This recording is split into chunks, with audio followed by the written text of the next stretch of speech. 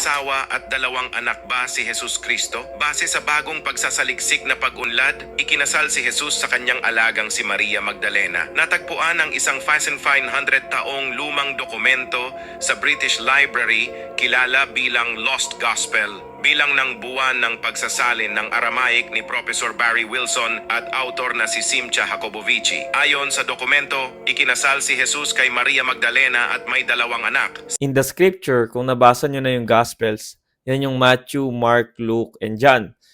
Wala kahit isang reference doon ang nagsasabi na nagkaroon ng asawa at anak ang ating Panginoong Hesukristo. Hindi lang sa Gospels natin ha, walang ancient Christian literature of any kind or whatsoever ang nagbibigay ng reference that Jesus having a wife. At mababasa naman natin sa Matthew, Mark, Luke, and John na may kapatid siya at may earthly mother siya.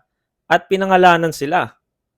So kung nagkaroon ng asawa ang ating Panginoong Hesukristo, bakit hindi siya pinangalanan? So this is false, false, false.